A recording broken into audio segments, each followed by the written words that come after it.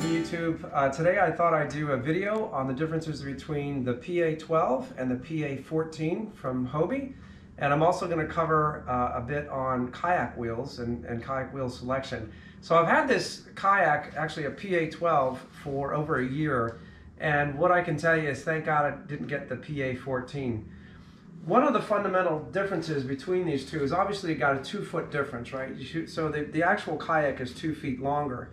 And it's about 2 inches wider.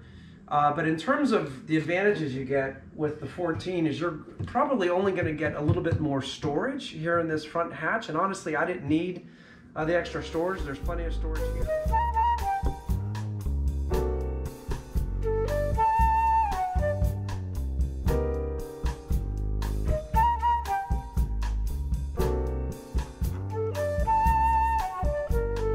As far as the length on the back, you don't really get any more advantages with the length on the back because, you know, there's a lot of dead space back here, right? So as long as you get your trolling motor up here and you get your H crate, honestly, getting more length on the back doesn't really serve any useful purpose from my perspective.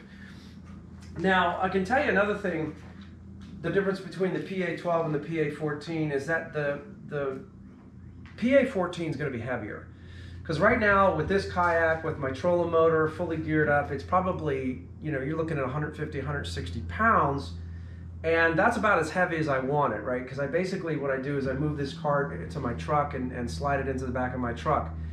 Now my truck's got a 6.5-foot bed, right? And this is perfect because I can actually push the kayak into the truck and strap it down. Now with a PA14, if you slide this in the back of a 6.5-foot bed, you're gonna have to put an extender on the back of your pickup truck, which is, once again, more equipment that you're gonna have to worry about, and you're gonna have to assemble and deassemble in terms of getting the kayak in and out, which is a pain in the butt.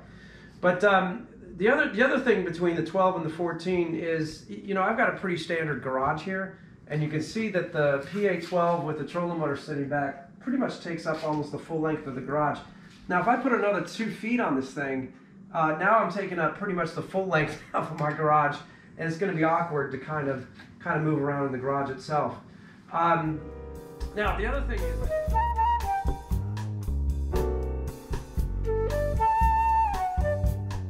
a lot of PA14s on trailers, which totally makes sense, right? Because it's a lot of weight, right? And you can put a kayak on the back of a trailer, right? But you got to think about, you know, first off, you're going to have to get the trailer. You're going to have to find a place to store your trailer.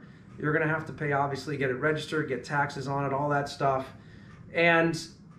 But the big thing with that, the big disadvantage is you're limiting yourself in terms of where you can take that kayak, right? Because not all the lakes are going to be trailer accessible, right? You look at Beaver Dam Reservoir in Loudoun County. You look at Huntsman Lake. You look at some of the smaller lakes here in Northern Virginia, and you're not going to get a trailer in there. So you're kind of limiting yourself in terms of where you can take your kayak. You know, the other thing too is that you are going to have to think about not only storing the trailer, but most times you're probably going to leave the kayak on the trailer itself, right? So not only do you have to figure out where to store it, you got to protect it from the elements, and then obviously you want to keep it secure from a security perspective. So some things to think about. I personally don't understand the point of putting a kayak on a trailer, because if I'm going to go ahead and do that, I might as well go ahead and get a get like a bass tracker aluminum boat with 2 comfortable seats on it and kind of go down that route. So I'm not a fan of putting kayaks on trailers. So anyways, the PA12 worked out really well for me.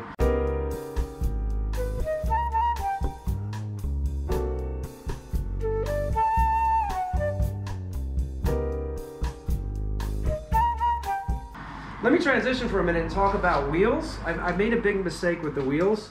When I first bought this kayak, I let the sales folks convince me to get these beach wheels you see here on the right. Those are designed for soft surfaces like sand. Couple things with this. They said, hey, this is versatile. You can use these wheels on hard surfaces as well as soft sandy surfaces. That's true, but there's a lot of rolling friction with these wheels when you pull it down hard pavement, right? Because these aren't fully inflated. They're designed to be partially flat. After a year, I actually tore one of the tires, and the tire's got a hole in it. On top of that, these tires are very expensive. All right, this, you know, anything with Hobie is expensive in terms of accessories, but these are about $200.